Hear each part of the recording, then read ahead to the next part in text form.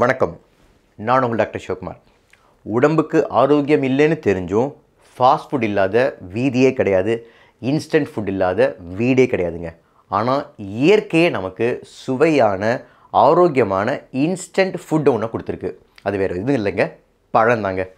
பழங்களை நம்ம ஏன் எடுத்துக்கணும், பழங்களை எப்படி எடுத்துக்கணும், எப்படி எடுத்துக்கக்கூடாது அப்படிங்கிறத பற்றி தான் இந்த வீடியோவில் பார்க்க போகிறோம்.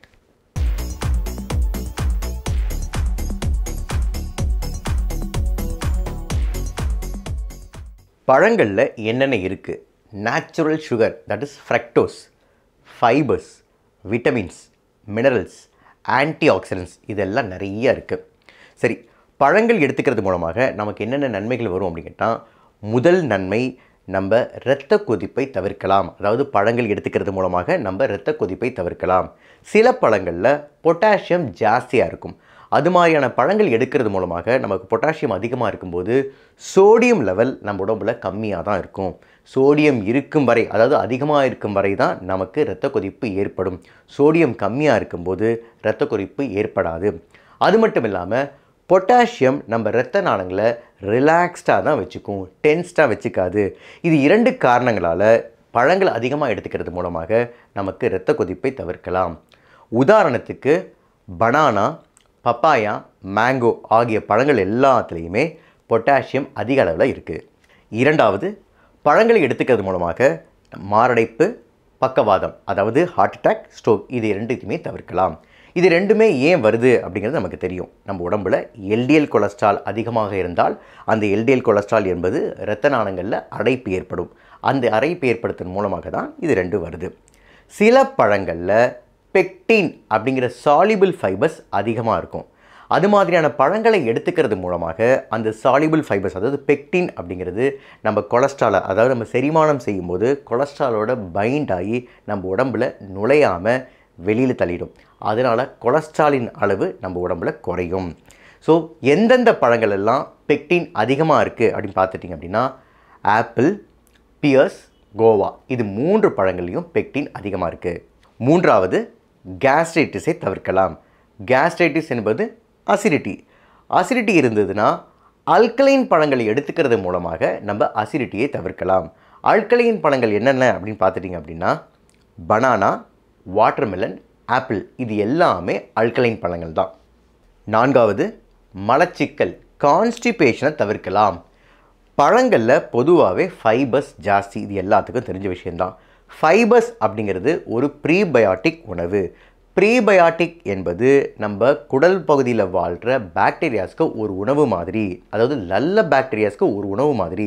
இது மாதிரியான ப்ரீபயாட்டிக்ஸ் உணவை எடுத்துக்கிறது மூலமாக, அதாவது பழங்கள் எடுத்துக்கிறது மூலமாக நம்ம உடம்பில் கான்ஸ்டிபேஷனுக்கு ஒரு நல்ல மருந்தாகவே அமையும். சரி, எல்லா பழங்களையும் அதிகமாக ஃபைபர்ஸ் இருக்குன்னா எதில் சார் ரொம்ப ஜாஸ்தியாக இருக்குது அப்படின்னா, குறிப்பாக பியர்ஸ், ட்ராகன் ஃப்ரூட், ஆரஞ்சு, இது 3த்துலேயுமே ஃபைபர்ஸ் ஜாஸ்தியாகவே இருக்குது. ஐந்தாவது, உடல் பருமனை தவிர்க்கும். சில பழங்களில் பாலிஃபீனால் அப்படிங்கிற கெமிக்கல் ஜாஸ்தியாக இருக்கும். அது மாதிரியான பழங்களை எடுத்துக்கிறது மூலமாக நம்ம உடம்பில் கார்போஹைட்ரேட், ஃபேட் டைஜஷனை, அதாவது செரிமானத்தை குறைச்சிரும். அது மாதிரி குறைக்கும் போது அதுலேருந்து வர எனர்ஜியும் நமக்கு குறைஞ்சிரும். அதனால் பாலிஃபீனால் அதிகமாக இருக்கிற பழங்களை நம்ம எடுத்துக்கணும். உதாரணத்துக்கு ஸ்ட்ராபெரிஸ், ஆப்பிள், ப்ளம்ஸ், இது எல்லாத்துலேயுமே பாலிஃபினால் அப்படிங்கிறது அதிகமாக இருக்குது. ஆறாவது, கேன்சர், புற்றுநோயை தவிர்க்கலாம். ஆக்சுவலாக இதை தான் ஃபஸ்ட்டு பாயிண்ட்டாக சொல்லியிருக்கணுங்க. ஏன் அப்படின்னா, இப்போல்லாம் கழுத்து வலி, தலைவலி மாதிரி எங்கே பார்த்தாலும் கேன்சருங்க. ஏன் இப்போ கேன்சர் கேசஸ்லாம் அதிகரிக்குது அப்படின்னா, நம்ம இப்போல்லாம் பொல்யூஷன், ஸ்மோக்கிங், அதாவது புகைப்பிடித்தல், உணவுமுறை மாற்றம், இதனால் நம்ம உடம்பில் ஃப்ரீ ரேடிக்கல்ஸ் அதிகமாக உருவாகுது. ஃப்ரீ ரேடிக்கல்ஸ் அதிகமாக உருவானாவே நம்ம உடம்பில் புற்றுநோய்க்கு வரதுக்கான காரணமும் அதிகரிக்குது. ஸோ ஃப்ரீ ரேடிக்கல்ஸை நம்ம அறவே அகற்றணும் அப்படின்னம்னா ஆன்டி ஆக்சிடெண்ட்டை எடுத்துக்கணும். அது ஆன்டி ஆக்சிடெண்ட் அப்படிங்கிறது எல்லா பழங்கள்லேயும் அதிகமாக இருக்குது. குறிப்பாக சொல்லப்போனால் பிரைட்டாக கலர்ஃபுல்லாக இருக்கிற பழங்கள் எல்லாத்துலேயுமே ஆன்டி ஆக்சிடெண்ட் அதிகமாக இருக்குது. லைகோபீன் அப்படிங்கிற ஆன்டி ஆக்சிடெண்ட் ரெட் கலர் பழங்களில் அதிகமாக இருக்குது. உதாரணத்துக்கு கோவா, வாட்டர்மெலன், பப்பாயா. லியூட்டீன் அப்படிங்கிற ஆன்டி ஆக்சிடெண்ட் க்ரீன் கலர் பழங்களில் அதிகமாக இருக்குது. உதாரணத்துக்கு kiwi, green grapes, green apple. Anthocyanin அப்படிங்கிற ஆன்டி ஆக்சிடென்ட் பர்பிள் கலர் பழங்களில் அதிகமாக இருக்குது. உதாரணத்துக்கு blackberry, black grapes, black plums. 7வது, டிப்ரெஷன் வராமல் தவிர்க்கும். சில பழங்களில் ட்ரிப்டோஃபான் அப்படிங்கிற அமினோ ஆசிட் அதிகமாகவே இருக்கும். அது மாதிரியான பழங்களை எடுத்துக்கிறது மூலமாக நம்ம உடம்புல ட்ரிப்டோஃபான் அப்படிங்கிற அமினோ ஆசிட் செரோட்டோனினாக மாறும். இந்த செரோட்டோனின் தான் ஒரு ஹாப்பி ஹார்மோன். செரோட்டோனின் இருக்கிற வரையும் நமக்கு டிப்ரெஷன் வராது. எந்தெந்த பழங்கள் எல்லாம் ட்ரிப்டோஃபான் அதிகமாக இருக்குது அப்படின்னு பார்த்துட்டிங்க அப்படின்னா பைனாப்பிள், பனானா, கிவி. 8வது, உறுதியான எலும்பு, அதாவது ஹெல்த்தி போன்ஸ். போன்னாவே நமக்கு ஞாபகம் வருது கால்சியம் தான். கால்சியம்னாவே நமக்கு ஞாபகம் வருது பால் தான். ஆனால் பாலை விட ஜாஸ்தியாக கால்சியம் சில பழங்களில் இருக்குது. உதாரணத்துக்கு ஃபிக்லையும் ஆரஞ்சுலையும் கால்சியம் ஜாஸ்தியாகவே இருக்குது. 9வது, ரொம்ப இம்பார்ட்டண்ட்டுங்க, அதாவது இன்ஃபெர்டிலிட்டியை தவிர்க்கலாம். இப்போல்லாம் இன்ஃபெர்டிலிட்டி கேசஸ் ரொம்பவே அதிகரிக்குது. ஏன் அப்படின்னா இப்போ இருக்கிற வாழ்க்கை முறையில் ஸ்ட்ரெஸ் லெவல் நமக்கு ரொம்பவே அதிகமாக இருக்குது. ஸ்ட்ரெஸ் அதிகமானால் ஃப்ரீ ரேடிக்கல்ஸ் நம்ம உடம்புல அதிகமாக உருவாகும். இந்த ஃப்ரீ ரேடிக்கல்ஸ் தான் ஸ்பெர்ம் செல் டேமேஜ்க்கும் எக்ஸெல் டேமேஜ்க்கும் மிகவும் காரணமாக அமையுது. அதனால் ஆன்டி ஆக்சிடென்ட் நிறைந்த பழங்கள் எடுத்துக்கிறதுனால இது ஒரு இயற்கை மருந்தாகவே அமையுது இன்ஃபெர்டிலிட்டிக்கு. 10வது, எல்லா பழங்களிலுமே விட்டமின்ஸ் அதிகமாகவே இருக்குங்க. இந்த விட்டமின்ஸ் தான் எதிர்ப்பு சக்திக்கு, தோலுக்கு, ஈருக்கு, கண்ணுக்கு எல்லாத்துக்கும் தேவைப்படுது. அதனால் பழங்கள் எடுக்கிறது மூலமாக நமக்கு விட்டமின்ஸ் ஆட்டோமேட்டிக்காக நமக்கு கிடச்சிருது. பழங்களோட நன்மைகளை பற்றி பார்த்தோம்.